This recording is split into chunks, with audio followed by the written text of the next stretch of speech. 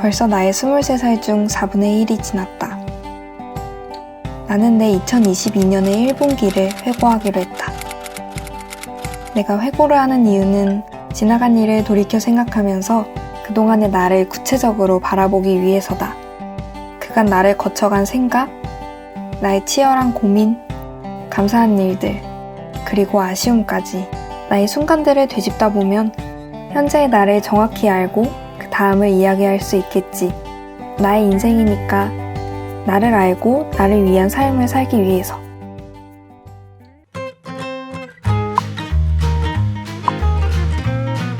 나의 23살 1분기를 돌아보는 셀프 인터뷰 시작하겠습니다.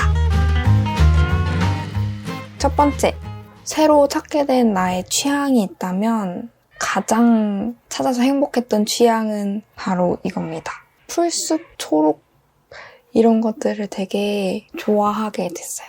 이 푸릇푸릇한 나무와 풀과 잔디의 이미지가 너무 좋더라고요. 에어팟 케이스를 처음 사서 배송 받았을 때 와, 이거는 올해 최고 마음에 드는 소비다 라고 엄청 행복해했을 정도로 보기만 해도 너무 행복해지더라고요. 너무 좋습니다. 그리고 이거랑 취향이니까 이런 핸드폰 배경도 막 찾아서 해놓고 핸드폰 배경을 열면 또 다른 풀과 나무와 풍경이 보이죠? 전 이런 멋진 풍경의 모습들이 너무 좋더라고요. 원래도 푸릇푸릇한 풀들을 좋아했지만 이런 제품들에서 찾을 생각은 전혀 못했었거든요. 근데 이번에 새롭게 그런 생각을 하게 된 것 같아요. 그래서 앞으로도 이런 아이템을 볼수록 많이 모으지 않을까. 또 다른 취향이라고 하면 제 취향인 사람들 찾을 수 있었어요. 프리워커들의 이야기? 프리워커의 삶이 되게 마음에 들더라고요. 그래서 이번 1, 2, 3월에는 프리워커들의 이야기들을 많이 찾아보고 그 사람들을 팔로우하고 와, 저 사람들처럼 나중에 꼭 일을 하고 싶다라고 꿈꿨던 것 같아요. 그래서 저의 직업적인 취향을 찾은 느낌? 어떤 분들이 계시냐면 드로우 앤드류님, 그리고 이연님, 그리고 알로하용님, 마지막으로 10월 필름 그분들에게 정말 많은 영향을 받았어요. 지금 제가 유튜브를 시작하게 되는 것도 그분들의 이야기를 듣고 나도 저분들처럼 앞으로 일을 하려면 어떤 준비를 해놓아야 할까를 많이 생각했어요. 그랬을 때 모두 자기만의 콘텐츠가 있더라고요. 저도 나만의 콘텐츠를 만들고 싶었고 그를 위해서 나를 더 알고 싶었고 그래서 그분들의 영향을 받아서 그 두 개를 한 번에 시도해볼 수 있는 영상을 지금 찍어보고 있죠. 그래서 동시에 나 자신을 브랜딩하는 것 자체도 저의 취향 중에 하나로 찾을 수 있었어요.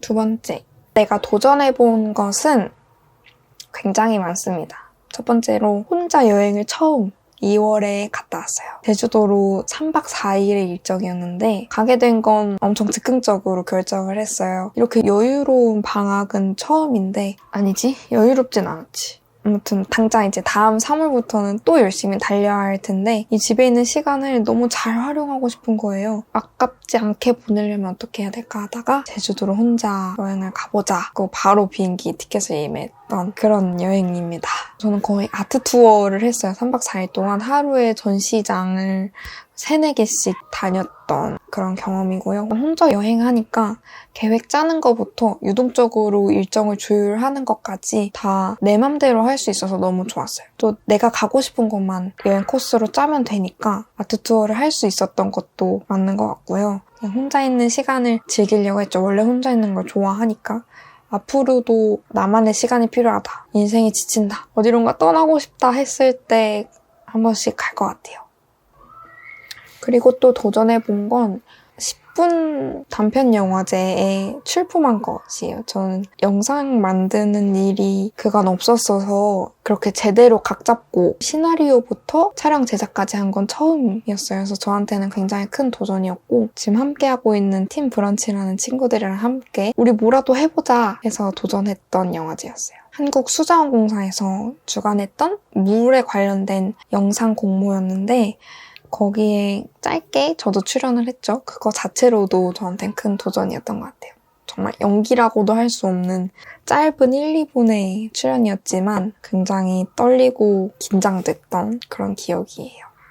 또 이번에 춤을 배우기 시작했습니다. 원래 춤추는 걸 되게 좋아해요. 유치원 때부터 초등학교, 중학교, 고등학교까지 춤을 놓은 적이 없었어요. 항상 애기였을 때 문화의 집 가서 발레를 하거나 중학교, 고등학교 때는 학교 댄스 동아리에 들어가서 매년 축제에 나가서 춤추고 이런 걸 굉장히 좋아해서 대학교 올라오고 나서 춤출 기회가 없으니까 엄청 아쉽더라고요. 내 몸이 더 굳기 전에 내가 하고 싶은 걸 하자. 그래서 친구가 다니는 댄스 학원에 등록하고 지금 3주째 다니고 있습니다. 심지어 힙합 클래스인데 저한테 힙합을 제대로 배우는 건 처음이라서 정말 큰 도전이 아닐 수 없었던 댄스 학원 등록을 했습니다. 너무 재밌게 다니고 있어요.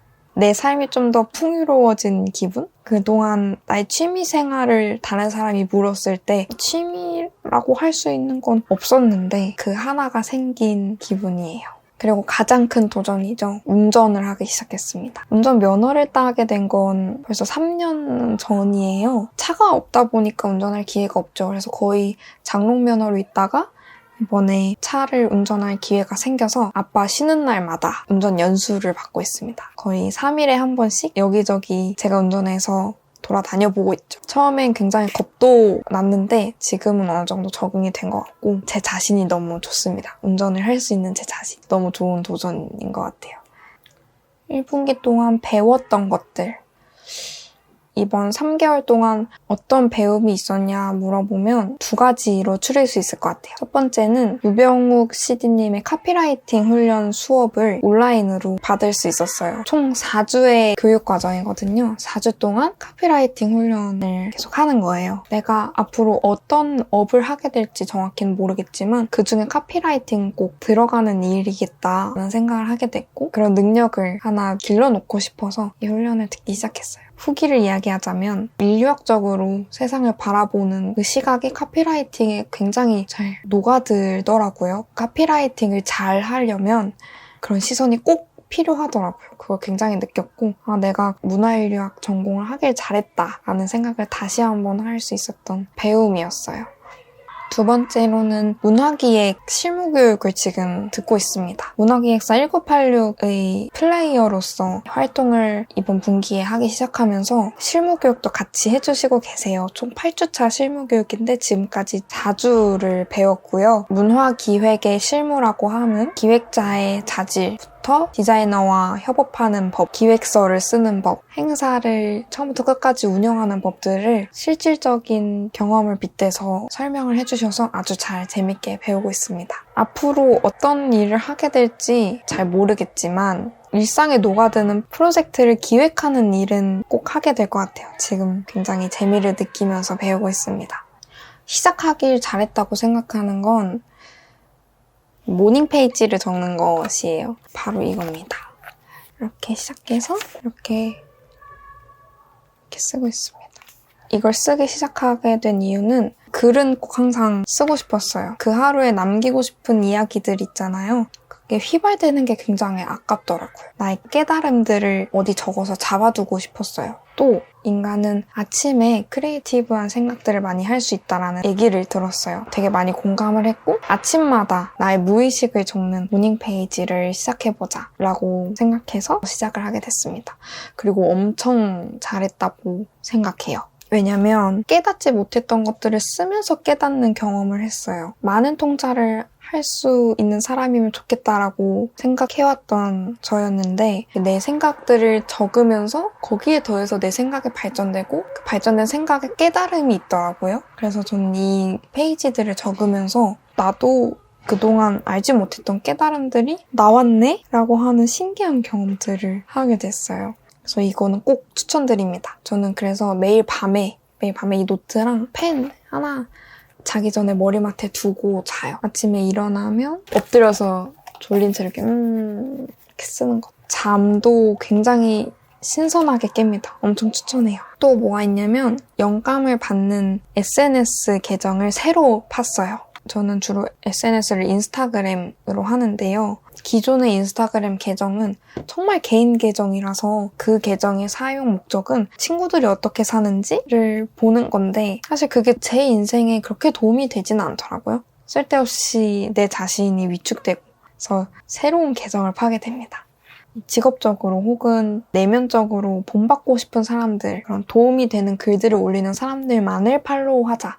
그래서 영감을 받는 새 계정을 팠습니다. 그리고 요즘에는 개인 계정보다 그 계정에 접속되어 있는 시간이 더 많아요. 그 계정에서 시간을 보내다 보면 나 시간 낭비했네 라는 생각이 들지 않아요. 굉장히 보람된 시간을 보냈다라는 생각이 들거든요. 그래서 저는 정말 잘했다고 생각이 듭니다. 다른 분들도 내 개인 계정에 대한 회의를 느끼고 있다면 새로운 계정을 한번 만들어 보세요.